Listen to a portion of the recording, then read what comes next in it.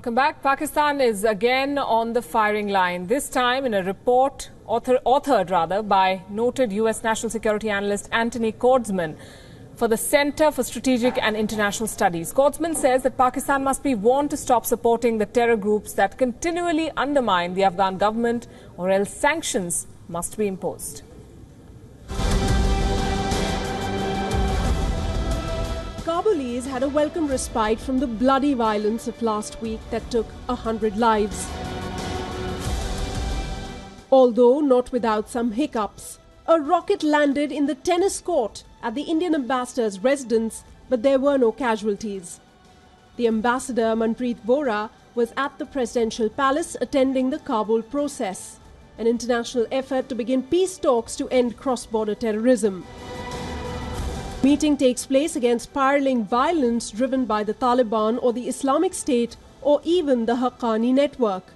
A report put out by the Center for Strategic and International Studies has warned that a new strategy is required for Afghanistan, that the Afghans have to do far more and far better.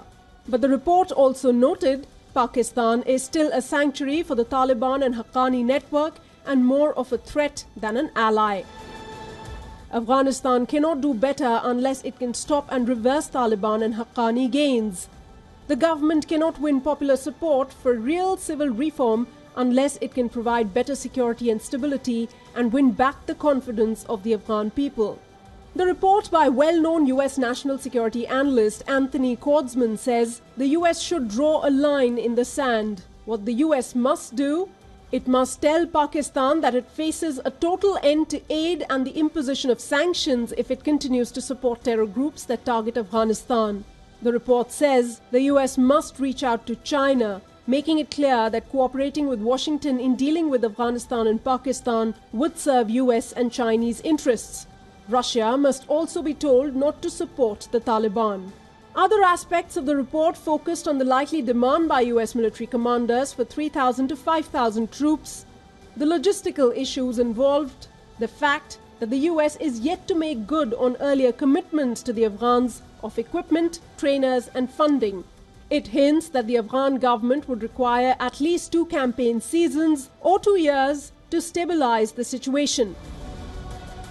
Bureau Report, WION.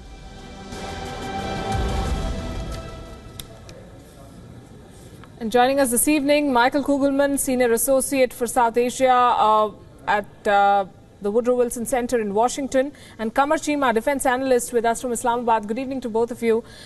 Michael, to you first.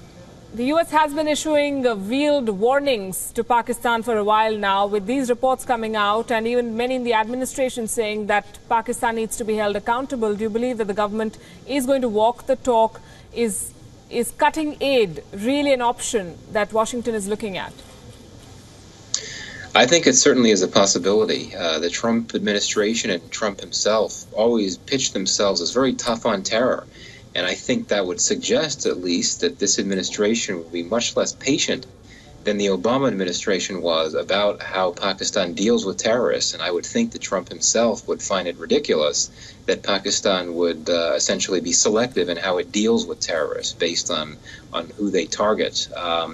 That said, I just don't think we're at a point yet where we really know where the Trump administration is going on its policy toward Pakistan. It has been so slow to move toward articulating formal foreign policies in a variety of areas, including Afghanistan. So I don't know if when Trump finally issues his formal Afghanistan policy, if that will include some discussion about Pakistan. But you know, the only thing I could envision is what we could see is the Trump administration trying to broaden the drone war, in the sense that the Trump administration could see the value of trying to take drone strikes into Baluchistan and going after members of the Quetta Shura, just like Obama had done with Mullah Mansour, the head of the Taliban, some time ago, but didn't really do anything after that.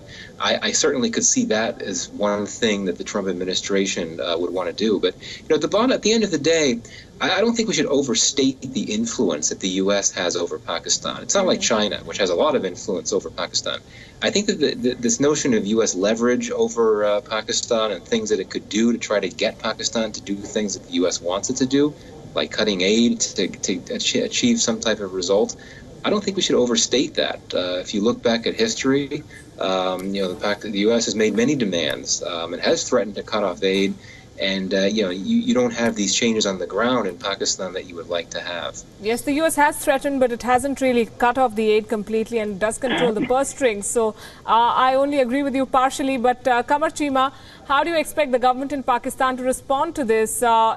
Is Islamabad now worried that Donald Trump might actually do what he's been threatening to do for a while now?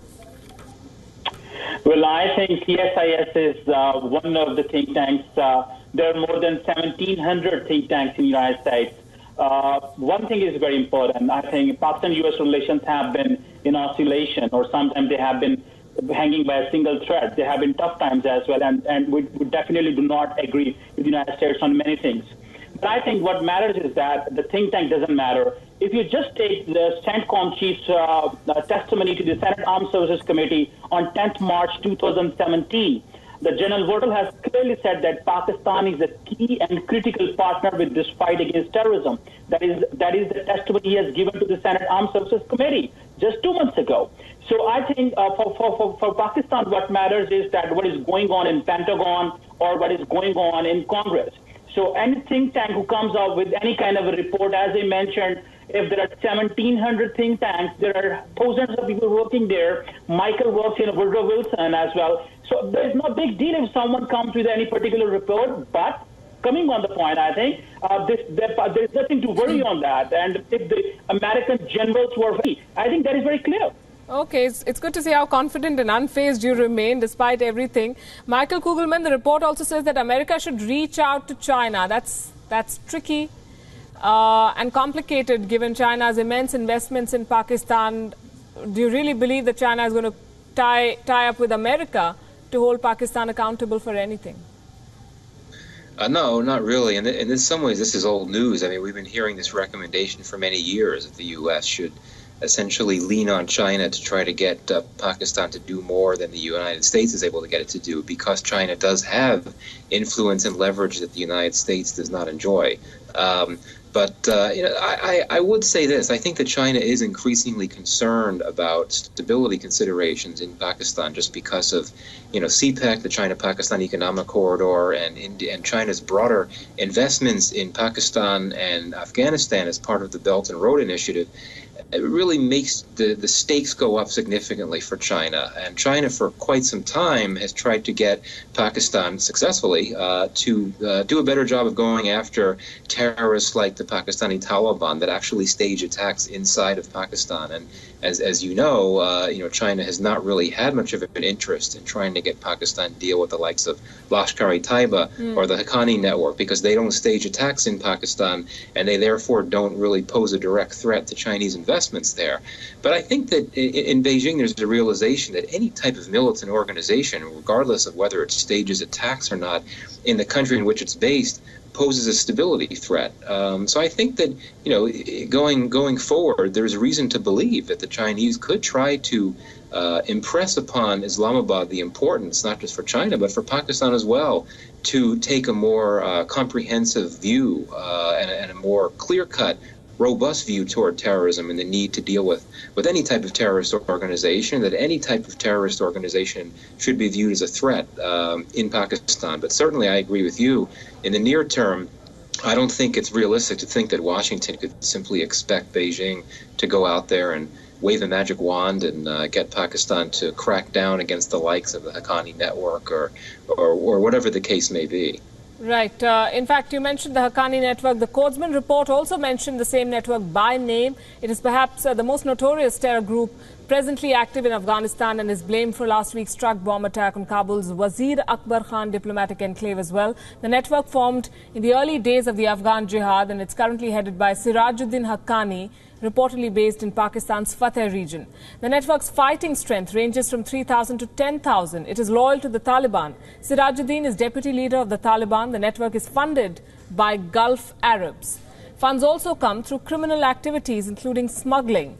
This network is responsible for the 2008 attack on the Indian embassy in Kabul. More than 50 people were killed in the attack, including India's defense attaché and a diplomat. My question to you, Qamar Cheema, is this. The Zarb-e-Azb operation was supposed to have fractured the Haqqani network. It evidently hasn't. In fact, there are reports that say that the Haqqanis were tipped off as the Pakistani forces closed in. Well, I think for me what matters is that General Votel's statement in Senate Armed Services Committee is that Pakistan has done a good job on Haqqanis as well. So I think Pakistan's Zarb-e-Azb, we have completely eliminated, almost on the verge of that. We took everything from the war-torn areas of Farah.